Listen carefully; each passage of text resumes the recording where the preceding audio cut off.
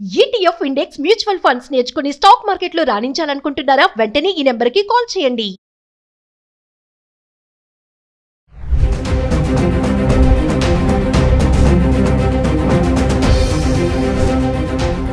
నమస్తే, welcome back to Suman TV. Present మనతో పాటు ఉన్నారు ఫ్యామిలీ కౌన్సిలర్ రజనీ రమ గారు.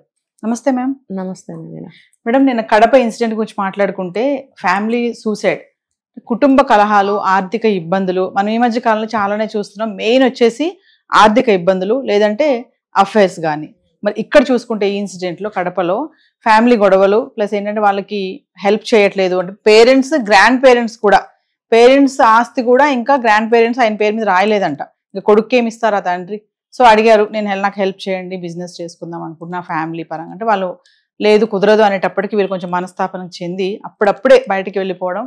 ఇంకా అది మీకు తెలిసే ఉంటుంది, చిన్న పాపతో సూసైడ్ చేసుకోవడం. ఒక్కసారి అంటే ఎందుకు ఫ్యామిలీలో ఇలాంటి ఇష్యూస్ వస్తూ ఉంటాయి అంటే, ఇది పెద్దవాళ్ళకి ఇష్టం లేకుండా పిల్లలు ఏదైనా చేశారు అని అంటే అసలు పెద్ద తేడా అనేది అసలు అక్కడే వచ్చేస్తుంది. ఏంటంటే మా మాట కాదని మీరు చేసుకున్నారు, ఏంటంటే ఇప్పుడు ఈ రోజుల్లో ఒప్పుకోలేదనుకో సూసైడ్ చేసుకుంటున్నారు, లేకపోతే పారిపోయి పెళ్లి చేసుకుంటున్నారు. కాబట్టి ఒప్పేసుకుంటే పోతుంది కదా అని చెప్పి ఒప్పేసుకోవడం. తర్వాత ఏంటంటే అంటి ముట్టనట్టు ఉండడం, ఏది సంబంధం లేదు. ఇంట్లో కూడా పెద్దగా అమ్మాయిని కలుపుకోరు. ఏదన్నా హక్కుల దగ్గరికి ఇప్పుడు ఇట్లా అడిగారంటే నీకేం సంబంధం ఉంది, మా మాట విన్నావా అని అక్కడ నొక్కడం. అంటే అదొక మెంటల్ టార్చర్ అయిపోతుంది వాళ్ళకి.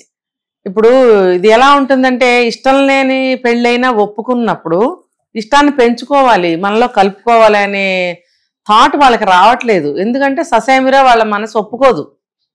అది అందులో ఏముందో నాకు కూడా అర్థం కావట్లేదు. అంటే మేము పెద్దవాళ్ళము, మేము అలా ఆలోచిస్తాము, మైండ్ సెట్, ఫ్యూచర్ గురించి, మీ మంచి గురించి ఆలోచిస్తామని కొంతమంది అంటారు కదా మేడం. మీకు అర్థం కాదు అది, మేము బ్యాక్గ్రౌండ్ వెళ్ళి ఆలోచిస్తాం. మీరు ఇప్పుడు ఈ ప్రెసెంట్ ఎంజాయ్మెంట్ కోసం మీరు ఆలోచిస్తారు, మేము ఫ్యూచర్ కోసం ఆలోచిస్తామని అంటూ ఉంటారు. సరే, ఇక్కడంటే పెళ్లి అయిపోయింది, ఒక పాప కూడా పుట్టేసింది, అయినా సరే పెద్దవాళ్ళు చూడండి వాళ్ళ పట్టుదలను వదిలిపెట్టలేదు. అంటే ఇప్పుడు మనం ఎన్ని అనుకున్నా సరే అక్కడ అయిపోయింది, ఇంకా మనం ఏం చేయలేం.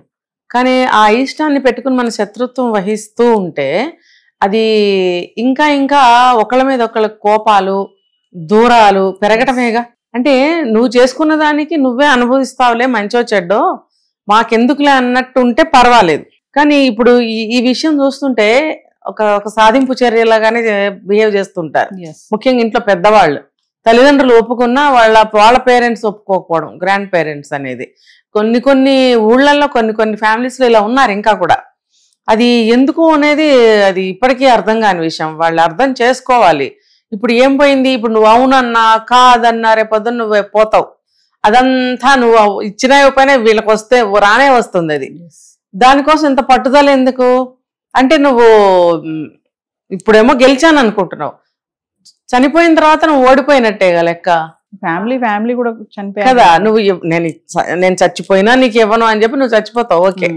తర్వాత ఆటోమేటిక్ గా వీళ్ళకి వస్తుంది కదా, అప్పుడు నువ్వు ఓడిపోయినట్టేనా?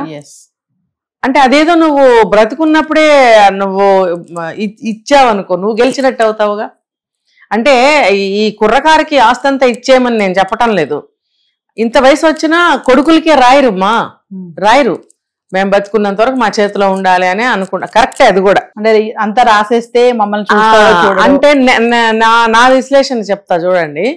ఇప్పుడు ఒక 100 సంవత్సరాలు బతుకుతారు, కొడుకు ఒక 90 కాదు కానీ ఒక 80కి దగ్గరగానే వచ్చేస్తాడు. అంటే ఆ రోజుల్లో మరి పెళ్లిళ్ళు తొందరగా చేసుకుంటారుగా, పిల్లలు త్వరగా పుడతారు కాబట్టి తల్లికి బిడ్డకి 15 ఏళ్ళు తేడానే ఉంటుంది.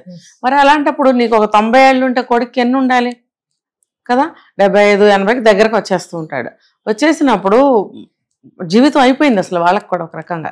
ఇంకా వాళ్ళ అవసరాలు ఎలా తీరుతాయి, వాళ్ళ కష్టాలు, వాళ్ళ అప్పులు, వాళ్ళ కన్నీళ్ళు, వాళ్ళ పిల్లల చదువులు, పెళ్ళిళ్ళు, సహాయం అనేది కోరుకుంటారు. నువ్వు అది ఇవ్వకుండా నేను చచ్చిన తర్వాతే అని అంటే ఇప్పుడు వీళ్ళ జీవితం అంతా ఏమంటారంటే ఒక కడగంటలుగానే గడిచిపోతూ ఎలాగో అడ్జస్ట్ అయిపోతారు. ఇవ్వనప్పుడు మనం ఏం చేస్తామని ఊరుకుంటారు.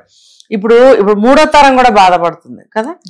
నేనేమంటానంటే వాళ్ళ భాగానికి కొంత ఉంచుకోండి, వాళ్ళ మెయింటెనెన్స్కి.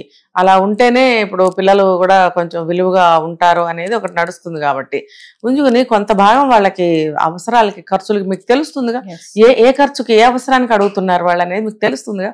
పిల్ల పెళ్లి చేయాలి, పిల్లల చదువులకి, లేదా బిజినెస్లో చితికిపోయాడు మళ్ళీ కొంచెం మళ్ళీ దాన్ని రీస్టార్ట్ చేయాలనో లేకపోతే వేరే విధంగా దాన్ని డెవలప్ చేయాలని అనుకున్నప్పుడు కొంత ఆర్థిక సహాయం కావాలి. లోన్లకు వెళ్ళి ఆ వడ్డీలు అప్పులు కట్టుకునే స్థితి ఉండదు.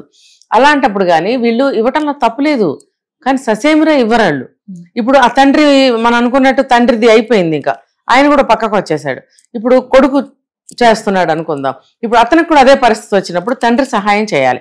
తండ్రి దగ్గర తన స్వార్జితం అంటే తను ఇంకా డబ్బుగా ఏమో సంపాదించట్లేదు, అయిపోయింది అతని పని, ఓ పక్కన కూర్చుండిపోయాడు అన్నప్పుడు ఎక్కడి నుంచి తీసుకొస్తాడు? అతని పేరు మీద ఏదన్నా ఉంటే కొడుకు కొంచెం సాయం చేయగలుగుతాడు. అంటే నువ్వు సంపాదించింది నీ కొడుకు ఉపయోగపడలేదు, నీ మనవాడికి ఉపయోగపడదు అంటే అటువంటి గొడవలు ఎందుకమ్మా ఇంట్లో? ఎంతో కొంత సహాయం చేస్తే నువ్వు గెలిచిన దాని అవుతావు, నీ గొప్పదనం పెరుగుతుంది, వాళ్ళు చక్కగా నిన్ను కొలుచుకుంటారు కదా, నిన్ను ఇంకా గౌరవంగా చూసుకుంటారు కదా. మా అమ్మమ్మ నాయనమ్మ మమ్మల్ని సహాయపడింది, ఈ వయసులో కూడా మాకు ఎంతో ఆదుకుంది అని ఇంకా నిన్ను ఎంతో బాగా చూసే ఛాన్స్ ఉంది కదా. అవన్నీ పోగొట్టుకుంటున్నారు వీళ్ళు. అంటే విచక్షణ అనేది ఉండట్లా. విచక్షణతో ఆలోచించాలని చెప్తా నేను. ఎవరైనా సరే, పెద్దవాళ్ళైనా, పెద్దవాళ్ళకు కూడా విచక్షణ ఉండదు ఎంత వయసు వచ్చినా. మూర్ఖత్వం అన్నమాట. నువ్వు ఎందుకు దాస్తున్నావు? ఎవరికి ఉపయోగపడకుండా నువ్వు ఎవరికి దాస్తున్నావు? నువ్వు దాచినందుకు తరతరాల నుంచి వస్తున్న ఆస్తి ఎవరికి ఇస్తారు? నెక్స్ట్ తరం వాళ్ళకి ఇస్తారు. నువ్వు ఇవ్వకుండా దాచుకుంటే ఇక్కడ 3 తరాల అవసరాలు తీరట్లేదు. దేనికి? నువ్వు నీ వంతు నువ్వు చనిపోయే వరకు ఉంచుకో, తర్వాత నీ కొడుకో మనవడికో వెళ్తుంది, అది ఎటు జెన్యూన్ అది. అలాంటప్పుడు కొంత భాగం వీళ్ళ సహాయానికి ఇస్తే చాలా చాలా మేలు అనమాట. ఇప్పుడు ఇక్కడ చూసుకుంటే అలాంటి గొడవలే జరిగినాయి. ఎందుకు చెప్పానంటే చనిపోవడానికి కారణాలు ఇవే కదా. వాళ్ళకి ఆర్థిక సాయం కావాలి, ఏదో ఒకటి చేసుకోవాలి. ఇప్పుడు ఎంత సంపాదించుకున్నా ఈ రోజుల్లో సరిపోవట్లేదు. అది బిజినెస్ చేయాలన్నా ఇంకోటన్నా వాళ్ళకి సరిపోవట్లేదు. ఎంతో కొంత కావాలంటున్నారు. ఇంకొకటి ఏంటంటే వీళ్ళు ఒక మంచి పనికి అడగాలి. వీళ్ళు కూడా నాకు అదే హక్కు ఉంది కదా అని చెప్పి నువ్వు గొడవ పెట్టుకుంటే అది కూడా తప్పే. అంటే ఒక స్థాయికి వెళ్ళిపోయాక ఇంక వాళ్ళకి కొంచెం తప్పదు, ఇంక ఇలా అడగాలి అని కూడా అడుగుతారు. అయితే మేడం ఇక్కడ వీళ్ళ యంగ్స్టర్స్ కదా, మ్యారేజ్ అయింది, ఒక పాప పుట్టింది, అయినా సరే వీళ్ళకి కూడా చూడండి ఇంత అంటే జ్ఞానం, అంటే ఆ టైంలో ఆ ఫ్రస్ట్రేటెడ్ ఆ మైండ్ బాధపడిపోవడం, ఇమీడియట్లీ ఇంట్లోంచి వెళ్ళిపోవడం, అంటే చనిపోకుండా వేరే ఛాన్సెస్ లేవా? ఎంతో మంది బతుకుతున్నారు కదా, ఎందుకు ఆ ఆలోచన శక్తి ఉంది? ఇక్కడ ఎట్లా మాట్లాడతారంటే నవీన, నువ్వు శాతకానోడు ఎందుకు బతుకున్నావురా, బాయిలో దూకి సావు పోరాదు, ఎందుకు పెళ్లి చేసుకున్నావురా, ఇట్లా మాట్లాడతారు. అది మనసుకి గట్టిగా తాకుతుంది. ఇంకొకటి ఏంటంటే తండ్రి అడగలేదు ఇంతకాలం ఆస్తి అనుకుందాం. ఇక్కడ అసలు ఆస్తి తండ్రిదా తాతలదా అనేది కరెక్ట్గా మనకు తెలియలేదు. మేబీ తాతలదా అయి ఉంటే గనక తండ్రి అడగలేదు ఇంతకాలము. అంటే తండ్రి అడగకుండా ఉండుంటాడా ఇంతకాలంలో? కానీ వాళ్ళు ఇవ్వలేదు అంటే నాకు ఇస్తారా? ఇక్కడ ఇంకొకటి ఆలోచించుంటాడు, తండ్రికి లేదు కానీ హక్కు తాతలదే, నాది కదా హక్కు, అది ఎలా వంశపారంపర్యంగా వచ్చేది. కానీ నువ్వు దౌర్జన్యంగా నా హక్కు ఇవ్వు అంటే అది నువ్వు అప్పనంగా అడిగినట్టే కదా. నీ కష్టార్జితం ఎక్కడుంది అక్కడ?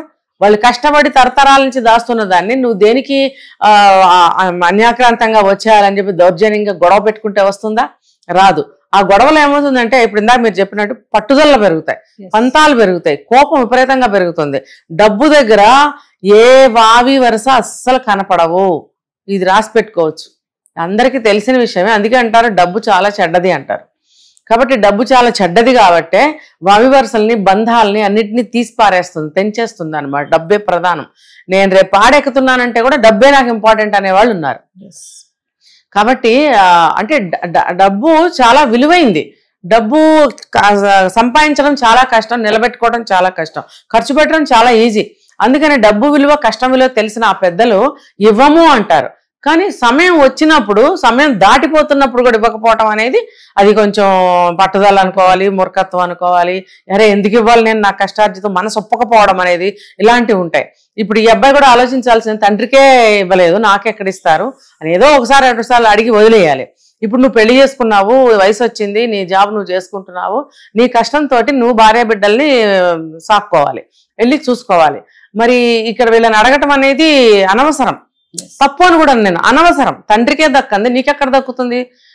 ఈ లాజిక్, ఇంగిత జ్ఞానం ఉండాలి వీళ్ళకి. 25-30 ఏళ్ళు ఉండవా వయసులో? ఉన్నప్పుడు ఆలోచించాలి కదా. ఆలోచించకుండా ఈ గొడవల పట్టుదలలో విపరీతపు మాటలన్నీ వచ్చేస్తాయి. వచ్చేసినప్పుడు ఆటోమేటిక్గా భార్యాభర్తల మధ్యన వచ్చుంటాయి గొడవలు. వీళ్ళు అన్నదానికి ఇంకొంచెం వెళ్ళి దాని కింద పడి చనిపోయారు. వీళ్ళు ఎప్పుడైతే ఇంట్లోంచి వెళ్ళిపోయారో ముసల్దానికి భయం వేసింది అనమాట. అమ్మో నా వల్ల వెళ్ళిపోయారు, వీళ్ళు ఏమవుతారో వాళ్ళు కూడా చచ్చిపోతామని ఆ బెదిరించే వెళ్ళి ఉంటారు. Yes. ముసలమ్మ కదా గుండాకి చనిపోయింది. అంటే మరి ఇలాంటి ఇన్సిడెంట్స్ జరిగినప్పుడు అంటే మనం ఏం నేర్చుకోవచ్చు అంటారు ఇలాంటి వాటి నుంచి? ఏం నేర్చుకో, మనది కాని దాని గురించి ఆశించకూడదు. మన కష్టార్జితం మీద రూపాయి అయినా సరే 100 కోట్లైనా సరే మనది మనదే. ఒకళ్ళు సంపాదించి పెడితే ఏమంటారంటే సోమర్తనంగా, అన్యాక్రాంతంగా, అన్యాయపు సొమ్ములాగా అనమాట. దాన్ని ఆశించటం అనేది మన చేతగానితనానికి నిదర్శనం. వాళ్ళు ఏంటంటే కష్టపడుతున్నాడు కదా కొంత మనం ఇద్దామని అనుకోకపోవటం అనేది వాళ్ళ అజ్ఞానం, వాళ్ళ ప్రేమ లేనితనం, వాళ్ళ డబ్బు మీద ఉన్న మమకారం. కాబట్టి పట్టు విడుపు అంటారు కదా, పట్టు విడుపు 2 ఉండాలి. అది లేనప్పుడు ఇలా వస్తుంది. మనది కాని దాని మీద అసలు ఆశించకండి. వాళ్ళు ఇస్తే ఇచ్చారు, పోతే పోయారు. అది ఏమంటారంటే మగవాళ్ళు అయితే ఒక మగతనంగా బ్రతకాలి, ఆడవాళ్ళు అయితే ఒక రోషంగా బ్రతకాలి. ఒకళ్ళది తీసుకోకూడదు అసలు. నాకొద్దు, నాకుంటే నేను గెంజి తాగుతా లేకపోతే పరమాన్నం తింటా, ఒకళ్ళ సంపాదనతో నేను ఎంతకాలం తింటానని అనుకోవాలి. అంతే నేను చెప్పగలిగేది. Thank you.